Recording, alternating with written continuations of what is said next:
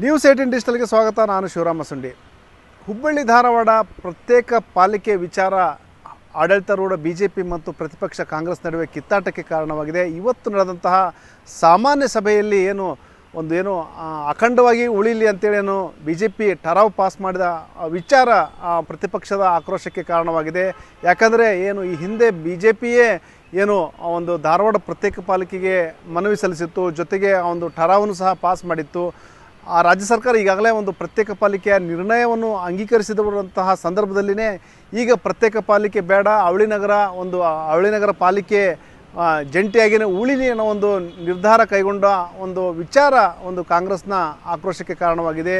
ಪಾಲಿಕೆಯ ಸಾಮಾನ್ಯ ಸಭೆಯಲ್ಲಿ ಏನೆಲ್ಲ ಆಯಿತು ಮತ್ತು ಕಾಂಗ್ರೆಸ್ ಇದಕ್ಕೆ ಯಾಕೆ ವಿರೋಧ ಮಾಡ್ತಾ ಇದೆ ಅಂತೇಳಿ ನಾನು ಮುಂದೆ ಹೇಳ್ತಾ ಹೋಗ್ತೀನಿ. ಅದಕ್ಕೂ ಮುಂಚೆ ನ್ಯೂಸ್ 18 ಯೂಟ್ಯೂಬ್ ಚಾನಲ್ ಸಬ್ಸ್ಕ್ರೈಬ್ ಮಾಡಿಲ್ಲ ಅಂದರೆ ಕೂಡಲೇ ಸಬ್ಸ್ಕ್ರೈಬ್ ಮಾಡಿ, ಜೊತೆಗೆ ಇನ್ಸ್ಟಾಗ್ರಾಮ್ ಇರ್ಬೋದು, ಫೇಸ್ಬುಕ್ ಪೇಜ್ನ ಫಾಲೋ ಮಾಡ್ರಿ ಅಂತೇಳಿ ನಾನು ರಿಕ್ವೆಸ್ಟ್ ಮಾಡ್ತಾ ಇದ್ದೀನಿ.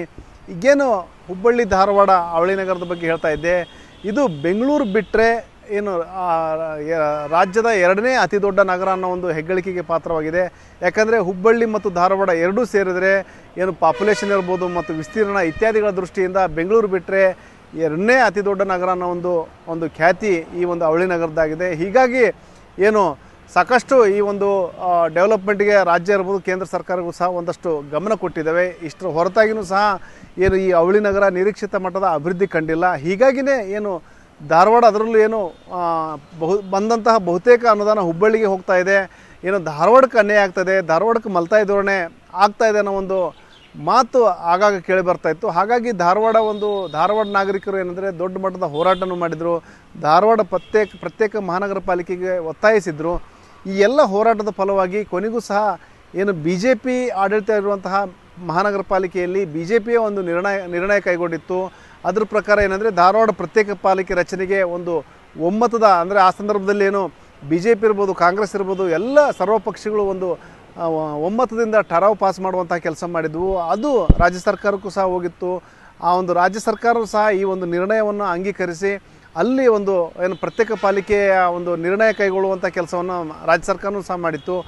ಈಗ ಸದ್ಯ ಆ ಕಡತ ಪ್ರತ್ಯೇಕ ಪಾಲಿಕೆ ಈಗ ಆಲ್ರೆಡಿ ರಾಜ್ಯ ಸರ್ಕಾರ ಅಂಗೀಕಾರ ಕೊಟ್ಟಿದೆ. ಆ ಒಂದು ಅಂಗೀಕಾರಕ್ಕೆ ಮುದ್ರೆ ಒತ್ತಬೇಕಂದ್ರೆ ರಾಜ್ಯಪಾಲರ ಸಹಿ ಆಗಬೇಕು. ರಾಜ್ಯಪಾಲರ ಅಂಗಳದಲ್ಲಿ ಈ ಒಂದು ಚೆಂಡು ಇರುವಂಥ ಸಂದರ್ಭದಲ್ಲಿಯೇ ಈಗ ಬಿ ಜೆ ಪಿ ಮತ್ತೊಂದು ವರಸೆ ತೆಗೆದಿದೆ. ಈ ಹಿಂದೆ ತಾನೇ ಹೇಳಿತ್ತು, ಪ್ರತ್ಯೇಕ ಪಾಲಿಕೆ ಆದರೆ ಎರಡೂ ಮಹಾನಗರ ಪಾಲಿಕೆಗಳಾಗುತ್ತೆ, ಎರಡೂ ಮಹಾನಗರ ಪಾಲಿಕೆಗಳಿಗೆ ಅನುದಾನ ಹರಿದು ಬರುತ್ತೆ, ಎರಡೂ ಮಹಾನಗರಗಳು ಡೆವಲಪ್ಮೆಂಟ್ ಆಗ್ತಾ ಅನ್ನೋ ಒಂದು ಮಾತನ್ನು ಹೇಳಿದಂಥ ಬಿ ಜೆ ಪಿ ಈಗ ಯೂಟರ್ನ್ ಹೊಡೆದಿದೆ. ಜೊತೆಗೆ ಈ ಹಿಂದೆ ತಾನು ಕೈಗೊಂಡಂತಹ ನಿರ್ಣಯಕ್ಕೆ ವಿರುದ್ಧವಾಗಿಯೇ ಒಂದು ಠರಾವು ಪಾಸ್ ಮಾಡಿದೆ. ಈ ಒಂದು ಅವಳಿ ನಗರ ಪ್ರತ್ಯೇಕತೆ ನಿರ್ಧಾರ ಬೇಡ, ಅಖಂಡವಾಗಿ ಉಳಿಲಿ, Hubballi Dharwad HDMC Hubballi Dharwad municipal corporation ಆಗಿಯೇ ಮುಂದುವರಿಲಿ ಅನ್ನೋ ಒಂದು ನಿರ್ಣಯವನ್ನು ಅಂಗೀಕರಿಸಿ ಇವತ್ತು ಠರಾವನ್ನ ಸಭೆಯಲ್ಲಿ ಇಡಲಾಯಿತು. ಇವತ್ತೇನು ಸಾಮಾನ್ಯ ಸಭೆ ಕರೆಯಲಾಗಿತ್ತು. ಈ ಒಂದು ಸಾಮಾನ್ಯ ಸಭೆಯಲ್ಲಿ ಆ ಒಂದು ನಿರ್ಣಯ ಏಕಾಏಕಿ ಸಭೆ ಮುಂದಿಟ್ಟು ನಿರ್ಣಯ ಅಂಗೀಕರಿಸಿರೋದಕ್ಕೆ ಒಂದು ಪ್ರತಿಪಕ್ಷ ಆಕ್ರೋಶ ವ್ಯಕ್ತಪಡಿಸಿದೆ. ಯಾಕಂದರೆ ಯಾವುದೇ ಚರ್ಚೆ ಇರಲಾರ್ದೇ ಈ ರೀತಿಯ ಒಂದು ಮಹತ್ವದ ಒಂದು ನಿರ್ಣಯವನ್ನು ಒಂದು ಠರಾವನ್ನು ಪಾಸ್ ಮಾಡೋದು ಸರಿಯಲ್ಲ. ಚರ್ಚೆ ಆಗಲಿ, ಎಲ್ಲರ ಸದಸ್ಯರ ಅಭಿಪ್ರಾಯ ವ್ಯಕ್ತವಾಗಲಿ, ಅದಾದ ನಂತರ ಸಾಧಕ ಬಾಧಕ ನೋಡಿಬಿಟ್ಟು ನಿರ್ಣಯ ಅಂಗೀಕರಿಸಬೇಕಾಗಿತ್ತು. ಆದರೆ ಇವರು ತರಾತುರಿಯಲ್ಲಿ ಈ ರೀತಿಯ ಒಂದು ನಿರ್ಣಯ ಕೈಗೊಂಡಿದ್ದಾರೆ ಮತ್ತು ಹಿಂದೆ ತಾನೇ ಮಾಡಿದ ನಿರ್ಣಯವನ್ನು ಧಿಕ್ಕರಿಸಿ ಈಗ ಮತ್ತೊಂದು ಅದಕ್ಕೆ ವಿರುದ್ಧವಾದಂಥ ನಿರ್ಣಯ ಕೈಗೊಂಡಿದೆ ಬಿ ಜೆ ಪಿ ಅನ್ನೋ ಒಂದು ಆಕ್ರೋಶ ವ್ಯಕ್ತವಾಗಿದೆ.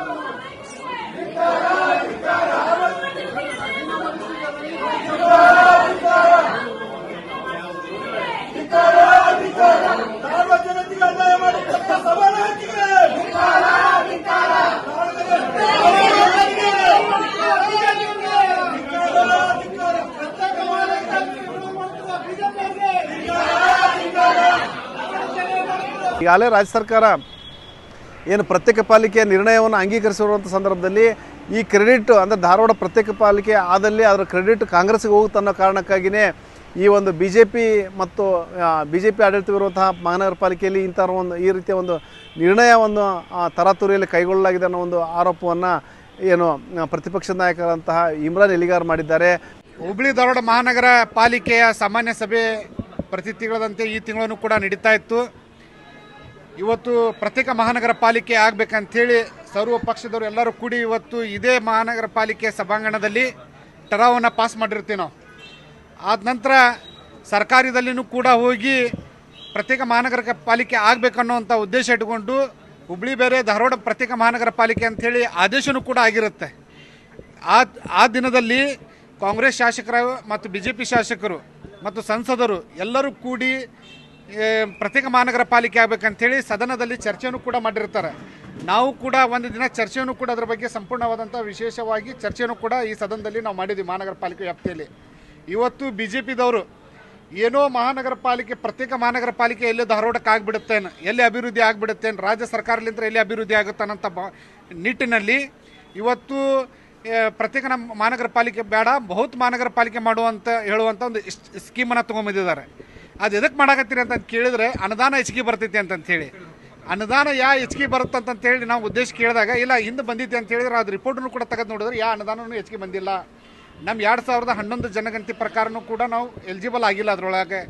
ಆದರೆ ಇವತ್ತು ವಿಶೇಷವಾಗಿ ಬರೀ ಏನು ಬ್ಯಾನರ್ ರಾಜಕಾರಣ ಮಾಡುವಂಥದ್ದು, ಸದನದಲ್ಲಿ ಮಾತಾಡಿ ಅದು ಸೋಷಿಯಲ್ ಮೀಡಿಯಾದಲ್ಲಿ ಹಾಕುವಂಥ ರಾಜಕಾರಣ ಮಾಡುವಂಥದ್ದು, ಇದೇ ಭಾಗದ ಮಹೇಶ್ ತೆಂಗಿನಕಾಯಿ ಅವರು, ಅರವಿಂದ್ ಬೆಲ್ಲದವರು, ಪ್ರಹ್ಲಾದ್ ಜೋಶಿ ಅವರು ಭಾಳ ಎಷ್ಟೋ ಬ್ಯಾನರ್ಗಳನ್ನು ಕಟ್ಟಿದ್ರು. ಹುಬ್ಬಳ್ಳಿದಾಗ ಪ್ರತ್ಯೇಕ ಮಹಾನಗರ ಪಾಲಿಕೆ ನಾವು ಮಾಡ್ತಾ ಇದ್ದೀವಿ, ನಾವೇ ಮಾಡ್ತೀವಿ ಅನ್ನೋವಂಥ ಭಾವನೆ ಇಟ್ಕೊಂಡು ಎಲ್ಲೇ ಒಂದು ಕಡೆ ಜನರಿಗೆ ಆಶಯವನ್ನು ಉಂಟು ಮಾಡುವಂಥದ್ದು ಕೂಡ ಮಾಡಿದರೆ ಇವತ್ತು ರಾಜಕೀಯವಾಗಿ ಇವತ್ತು ತಾವು ಧಾರವಾಡಕ್ಕೆ ಏನು ಮೆಸೇಜ್ ಕೊಡ್ತಾ ಇದ್ದೀರಿ, ಧಾರವಾಡ ನೀವು ಅಭಿವೃದ್ಧಿ ಮಾಡೋಕ್ಕೆ ಆಗ್ತಾ ಇಲ್ವಾ?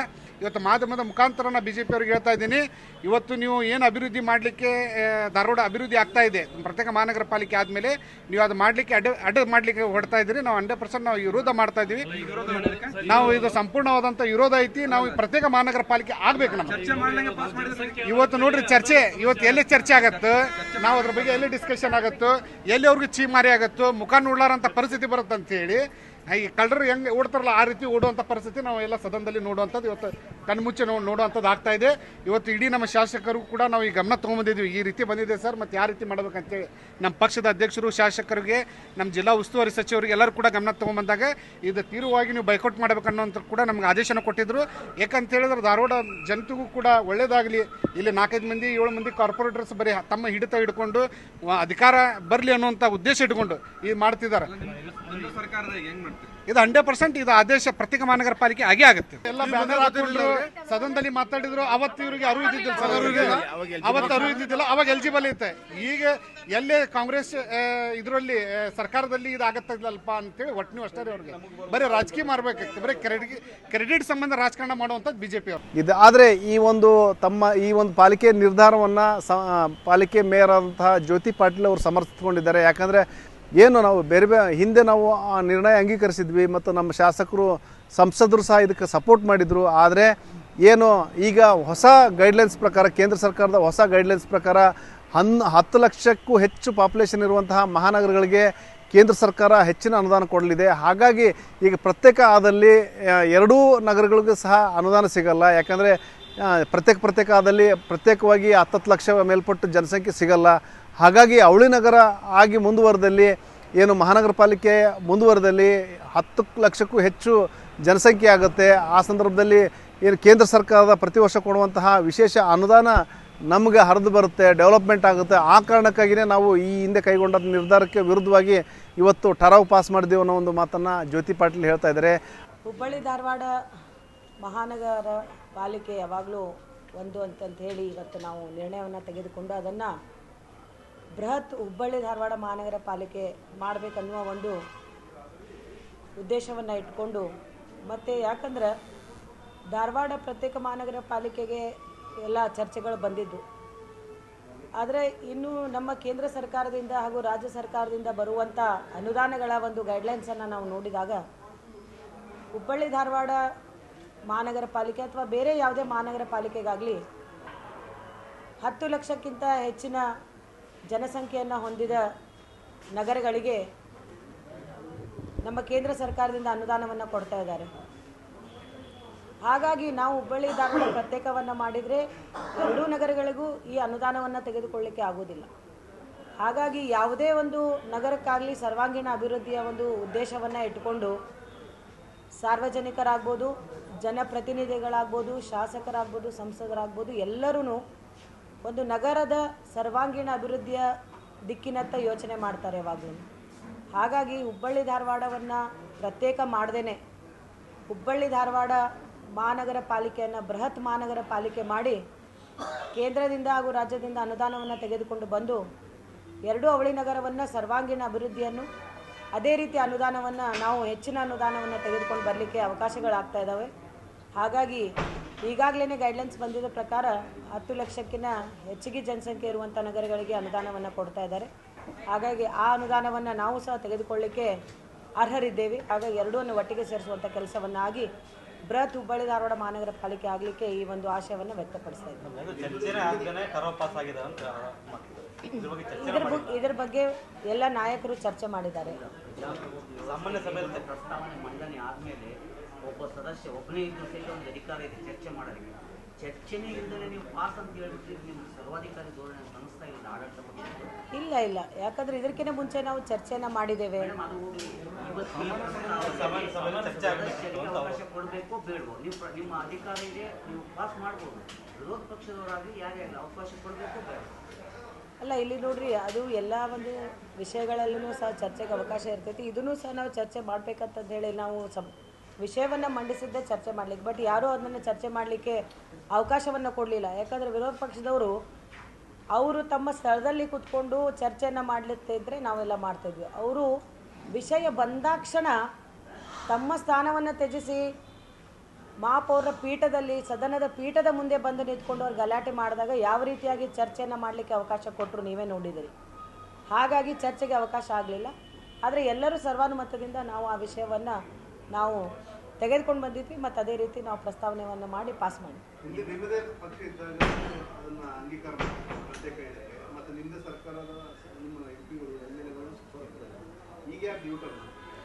ಯೂಟರ್ನು ಅನ್ನೋ ಪ್ರಶ್ನೆನೇ ಇಲ್ಲ. ಅಲ್ಲ, ಒಂದು ನಿಮಿಷ, ಯೂಟರ್ನ್ ಅನ್ನೋ ಪ್ರಶ್ನೆನೇ ಇಲ್ಲ. ಯಾಕಂದರೆ ಯಾವುದೇ ಒಂದು ನಗರ ಬೆಳಿಬೇಕು ಅಥವಾ ಯಾವುದೇ ಒಂದು ಸ್ಥಳೀಯ ಸಂಸ್ಥೆ ಗಟ್ಟಿ ಆಗಬೇಕಂತಂದರೆ ಅನುದಾನ ಬೇಕು. ಅನುದಾನ ಇಲ್ಲದೆ ನೀವು ಯಾವ ರೀತಿಯಾಗಿ ಅಭಿವೃದ್ಧಿಯನ್ನು ಮಾಡಲಿಕ್ಕೆ ಸಾಧ್ಯ ಇದೆ ಹೇಳಿ? ಹಾಗಾಗಿ ನಾವು ಇಷ್ಟು ದಿನ ನಾವು ರಾಜ್ಯ ಸರ್ಕಾರದಿಂದ ನೋಡಿದ್ವಿ, ತಮಗೂ ಎಲ್ಲ ಗೊತ್ತಿದ್ದ ಮಾಹಿತಿ ಇದೆ. ರಾಜ್ಯ ಸರ್ಕಾರದಿಂದ ಯಾವುದೇ ರೀತಿಯಾದ ನಮಗೆ ಹಣಕಾಸಿನ ವ್ಯವಸ್ಥೆ ಅಥವಾ ಅನುದಾನಗಳು ಬರಲಿಲ್ಲ. ನ್ಯಾಯಯುತವಾಗಿ ಬರಬೇಕಾದಂಥ ಅನುದಾನಗಳ ಬಗ್ಗೆ ನಾವು ಹಲವಾರು ಬಾರಿ ಮನವಿಯನ್ನು ಕೊಟ್ಟಿದ್ದೇವೆ. ಈ ರಾಜ್ಯದ ಸನ್ಮಾನ್ಯ ಮುಖ್ಯಮಂತ್ರಿಗಳಾದಂಥ ಸಿದ್ದರಾಮಯ್ಯ ಸರ್ ಅವರಿಗೆ ಕೊಟ್ಟಿದ್ದೇವೆ. ಆದರೆ ಸೌಜನ್ಯಕ್ಕಾದರೂ ಸಹ ಒಂದು ನಮಗೆ ಅವರ ಆಫೀಸಿನಿಂದ ನಮಗೆ ಪತ್ರ ಬರಲಿಲ್ಲ ಅನುದಾನದ ಬಗ್ಗೆ. ಈಗ ಕೇಂದ್ರ ಸರ್ಕಾರ ಕೊಡ್ತಾ ಇದೆ. ಕೇಂದ್ರ ಸರ್ಕಾರ ಸ್ಥಳೀಯ ಸಂಸ್ಥೆಗಳನ್ನು ಗಟ್ಟಿಗೊಳಿಸುವಂಥ ಅಭಿವೃದ್ಧಿಗೊಳಿಸುವಂಥ ಕಾರ್ಯವನ್ನು ಮಾಡ್ತಾ ಇದೆ. ನಾವು ಯಾಕೆ ಅದನ್ನು ನಾವು ಬಿಡಬೇಕು? ಕೇಂದ್ರ ಸರ್ಕಾರದಿಂದ ಬರುವಂಥ ಅನುದಾನವನ್ನು ತೆಗೆದುಕೊಂಡು ಸರ್ವಾಂಗೀಣ ಅಭಿವೃದ್ಧಿ ಮಾಡುವಂಥ ನಾವೆಲ್ಲರೂ ಚಿಂತನೆಯನ್ನು ಮಾಡ್ತಾ ಇದ್ದೇವೆ. ಅದೇ ರೀತಿ ಸ್ಥಳೀಯ ಶಾಸಕರು, ಸಂಸದರು ಎಲ್ಲರ ಒಂದು ವಿಚಾರ, ದೂರದೃಷ್ಟಿಯ ವಿಚಾರದಲ್ಲಿ ಹುಬ್ಬಳ್ಳಿ ಧಾರವಾಡವನ್ನು ಬೃಹತ್ ಮಾಡಿ ಅನುದಾನವನ್ನು ತೆಗೆದುಕೊಂಡು ಬಂದು ಅಭಿವೃದ್ಧಿಯನ್ನು ಮಾಡುವಂಥ ಕೆಲಸವನ್ನು. ಅದೇನೇ ಇರಲಿ, ಏನು ತರಾತುರಿಯಲ್ಲಿ ಏನು ಈ ರೀತಿಯ ನಿರ್ಣಯಗಳು ಖಂಡಿತವಾಗಿಯೂ ಒಳ್ಳೆಯದಲ್ಲ ಅನ್ನೋ ಒಂದು ಅಭಿಪ್ರಾಯ ವ್ಯಕ್ತವಾಗಿದೆ. ಯಾಕಂದರೆ ಈ ಹಿಂದೆ BJPನೇ ಕೈಗೊಂಡಿತ್ತು ನಿರ್ಣಯ, ರಾಜ್ಯ ಸರ್ಕಾರಕ್ಕೂ ಕಳಿಸಿತ್ತು. ಮತ್ತು ರಾಜ್ಯ ಸರ್ಕಾರನೂ ಈಗಾಗಲೇ ಏನು ಪ್ರತ್ಯೇಕ ಪಾಲಿಕೆ ನಿರ್ಣಯ ಕೈಗೊಂಡು ಈಗ ರಾಜ್ಯಪಾಲರ ಸಹಿಗಾಗಿ ಕಳಿಸ್ಕೊಟ್ಟಿದೆ. ಇಂತಹ ಸಂದರ್ಭದಲ್ಲಿ ಕೊನೆ ಹಂತದಲ್ಲಿ ಈ ರೀತಿ ಮಾಡೋದು ಎಷ್ಟು ಸರಿ ಅನ್ನೋ ಒಂದು ಪ್ರಶ್ನೆ ಅಂತೂ ಇದೆ. ಈಗ ಧಾರವಾಡ ನಾಗರಿಕರು ಸಹ ಇದಕ್ಕೆ ಸಾಕಷ್ಟು ವಿರೋಧ ವ್ಯಕ್ತಪಡಿಸ್ತಾ ಇದ್ದಾರೆ. ಈಗ ಪ್ರತಿಪಕ್ಷದ ಜೊತೆ ಅವರು ಸಹ ಜೋಡಿಸ್ತಾ ಇದ್ದಾರೆ. ಹಾಗಾಗಿ ಮುಂದಿನ ದಿನಗಳಲ್ಲಿ ಏನು ಯಾವ ರೀತಿ ಸ್ವರೂಪ ಪಡೆದುಕೊಳ್ಳುತ್ತಂತ ಕಾದು ನೋಡಬೇಕಾಗುತ್ತೆ. ಶಿವರಾಮ್ ಮಸೂರಿ, ನ್ಯೂಸ್ 18 ಹುಬ್ಬಳ್ಳಿ. ನಿರ್ಭೀತ, ನಿಷ್ಪಕ್ಷಪಾತ, ವಿಶ್ವಾಸಾರ್ಹ ಸುದ್ದಿಗಳಿಗೆ ಹೆಸರಾಗಿರುವ ನ್ಯೂಸ್ 18 ಕನ್ನಡ ಈಗ ಆಪ್ನಲ್ಲೂ ಲಭ್ಯವಿದೆ. ದಯವಿಟ್ಟು ಇಲ್ಲಿರುವ QR ಕೋಡ್ನ ಸ್ಕ್ಯಾನ್ ಮಾಡಿಕೊಂಡು ಆಪ್ ಡೌನ್ಲೋಡ್ ಮಾಡೋದಕ್ಕೆ ಮರಿಬೇಡಿ. ನಿಮ್ಮ ಬೆಂಬಲ ಹೀಗೆ ಸದಾ ನಮ್ಮೊಂದಿಗಿರಲಿ. ಧನ್ಯವಾದ.